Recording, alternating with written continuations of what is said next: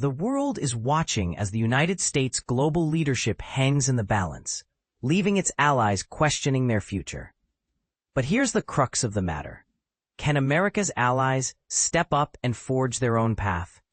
The recent meeting between President Donald Trump and European Commission President Ursula von der Leyen, where they announced a trade deal at a Scottish golf club, symbolizes a pivotal moment in international relations. It highlights a growing dilemma among U.S. allies, the fear of a crumbling international order, yet a reluctance to embrace the necessary changes for a turbulent future. However, a shift is underway. European and Indo-Pacific allies are increasingly coordinating and collaborating on various fronts, from trade and defense to managing alliances and countering China. The UK, France, and Germany, key European allies, share democratic values and open trade principles with Australia, New Zealand, Japan, and South Korea, the Indo-Pacific's U.S. alliance pillars. In a notable development, foreign ministers from these 7 nations, along with Poland, gathered at the UN General Assembly, recognizing the growing interconnectedness of peace and security in the Indo-Pacific and Europe. They vowed to enhance cooperation on maritime, cyber, and economic security, climate change, and geopolitical uncertainties, all without the U.S. at the table.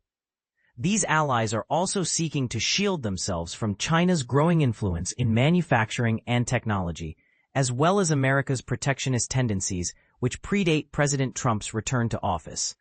The question arises, how can these nations organize and collaborate effectively? In a world of rising trade and investment barriers, America's allies in Europe and the Indo-Pacific face a challenging future.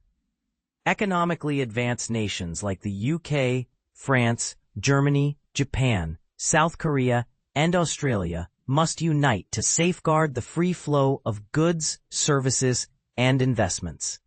One potential solution is the Comprehensive and Progressive Agreement for Trans-Pacific Partnership, CPTPP, a regional trade deal once supported by Washington. Several allies are already members, and others are considering joining, while the EU explores deeper trade ties with the CPTPP.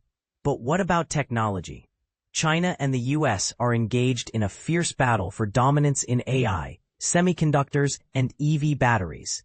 While individual allies may lack the financial muscle to compete, they can pool resources and knowledge to stay relevant. They must also navigate the challenge of avoiding isolation in a world of diverging tech standards. On defense and intelligence, Washington's role is unparalleled, yet European and Indo-Pacific allies are strengthening their own connections, as seen in the Global Combat Air Program, where Italy, Japan, and the UK collaborate on fighter jet development, reducing reliance on U.S. procurement. This evolution is not about abandoning the U.S., but adapting to its shifting domestic politics. However, coordinating without U.S. leadership won't be easy.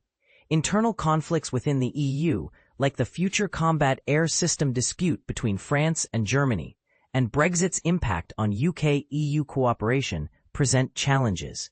Similarly, historical tensions between Japan and South Korea have hindered their collaboration with the U.S. and other allies. So can these allies rise above their differences and lead without a leader? It demands visionary leadership to overcome these tensions and find innovative solutions. If they fail to unite, they may lack the resources and scale to navigate these uncertain times.